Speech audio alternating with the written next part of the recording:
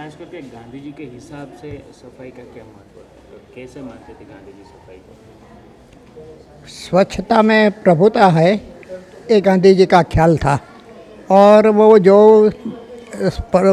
परिसर में उछरे थे, बड़े हुए थे, वहाँ स्वच्छता का बहुत अच्छा पहले से ही संस्कार था, क्योंकि वो एक वैष्णव और प्रणामी संप्रदाय के साथ जुड़े हुए थे। भक्तिमय वातावरण था, तो उनके बचपन से ही वो संस्कार थे। बाद में वो जो अभ्यास के लिए इंग्लैंड गए, तो हम समझते हैं कि पश्चिम के देशों में स्वच्छता का बहुत बड़ा मूल्य है। तो वो संस्कार उनको दृढ़ हुआ और वो खुद के ही सफाई करना, वो पश्चिम में, दक्षिण अफ्रीका में भी उनका अनुभव रहा, क्योंकि वहाँ कोई भंगी जैसी कोई जाति नहीं है, इसलिए वो खुद ही करना चाहिए। वो उनकी मान्यता हुई।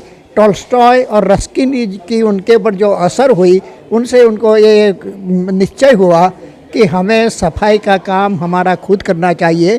और इसीलिए जब अहमदाबाद में आश्रम स्थापा, तो वहाँ संडास की नई डिज़ाइन बना करके उसको पानी मिट्टी में डालकर वो उसकी गंध न हो और खुद हम मिट्टी डालकर अच्छे ढंग से स्वच्छता रख सकते हैं, उनके प्रयोग बहुत किए।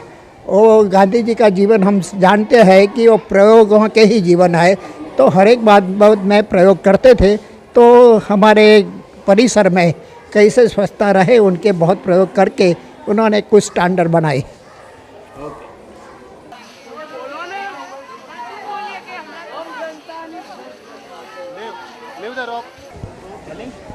क्या नाम है आपका? कविता। अच्छा कविता जी, आप क्या मानते हैं स्वच्छता कितनी मायने रखती है घर में और कहीं पे पूरे देश में? आई थिंक स्वच्छता बहुत ज़रूरी है। एक कहावत है कि क्लीनलीनेस इज़ गॉडलीनेस, और जब तक कि आम आदमी में ये भाव नहीं जागृत होता है तब तक कुछ नहीं हो सकता है।